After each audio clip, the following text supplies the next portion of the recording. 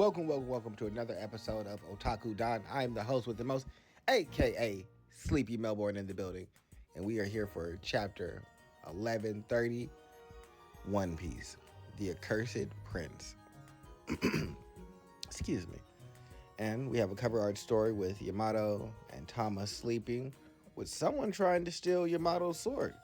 The one that she's supposed to be going to take to Yasui's grave to have sealed. And I think that this is going to cause a little scuffle. But let's get into the chapter. We have the Straw Hats calling off the search for the other part of their crew, saying that, hey, they're still alive. We're pretty sure of that.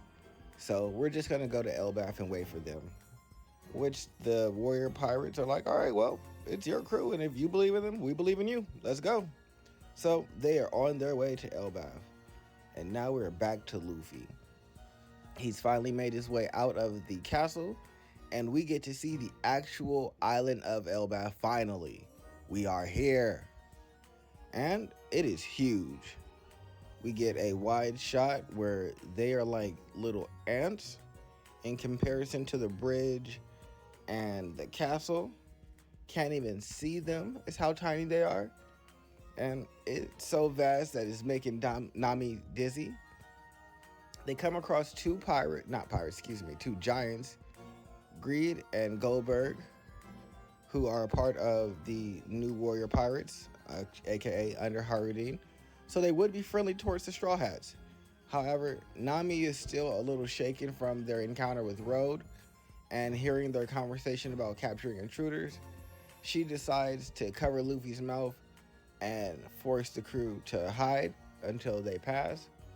Once the giants continue on to go meet Road, who they know has taken some tiny ship onto the island and is just basically creating intruders, they are going to figure out why. He is also considered the laughing stock of the giants. Not so bad as Loki, but Greed definitely does not have an affinity for him. But we're back with the Straw Hats, and they are crossing this giant bridge. Each one of these planks is like a chasm that they have to jump across. Nami and Usopp are crawling along the side of the bridge on the rope, along with Chopper.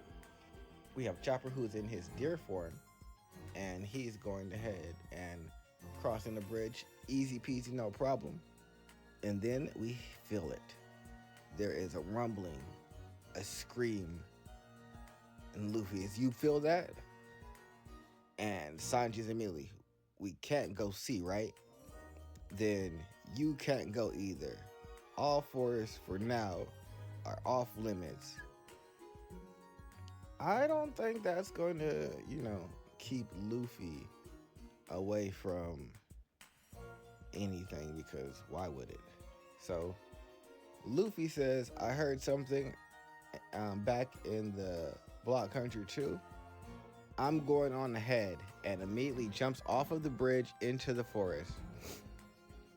Cut back to the Elbaf warrior pirates, and we get to see a new bounty of 1.8 billion for each Dory and Bragi. So a combined of $3.6 billion, or berries, excuse me. That's a decent bounty for a dual captain pirate crew. I'm not mad. We also get to see an X on Luffy's arm inside of the newspaper, and I'm thinking that this was Vivi's way of conveying her message to the Straw Hats. Unfortunately, we don't have any of the original Straw Hats here to see the newspaper, so hopefully that becomes relevant later on when the two crews join each other again. I'm thinking that has to be picked up definitely, or Nami has to get her own copy of the paper and see the X and understand that Vivi is trying to signal to them that she knows what's going on. But regardless, we get a little brief explanation about what's happening on Elbaf from the Giants, about how Harudean is one of the princes of the island, and there is another one named Loki, who is considered the accursed prince, who has diverted himself to darkness, even going so far as to kill his own father to try and get his hands on the legendary devil fruit. And that is why he has basically been chained to a tree and given the sentence of crucifixion. So the warrior pirates are headed back, and Luffy is meeting Loki. I'm Luffy, the man who is going to become king of the pirates. Loki is out here. He got 2 ponytails. They look super dope. He has a little bit of a goatee. Definitely like a Cheshire cat smile. Definitely big Doflamingo vibes. He's like a giant Dofi. That's what I want to call him, giant Dofi. Loki is definitely giant Dofi. And he says that I am the sun god who will bring about the end of the world.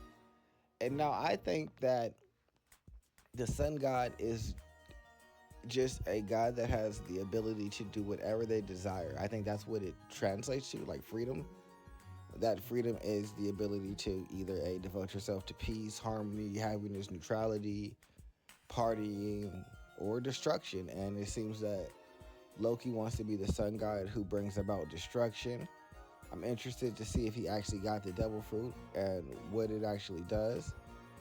And I wonder how people are going to react when Luffy finally hits his Gear 5th form and they hear the drums of liberation on the island of Elbaf. Will that cause another clash, or people to kind of look to follow him? Obviously outside of Loki, who probably would ignore that and consider himself still the sun god. But I want to see them clash. I'm here for this. I'm excited. We get a wide shot of Elbaf. We see the base of the tree kind of surrounded by like waves, and it looks like mountain. Then there's looks like city inside of the second layer of the tree with some cannons and a sword. And then we can't see what's up above that layer. We see there is another canopy, but we don't see what's over it. But that is all that this chapter has. And there is a 2-week break. I am so disappointed. But that has been chapter 1130. Make sure you guys like, subscribe, comment below, all the things. I love you, and I'm out of here.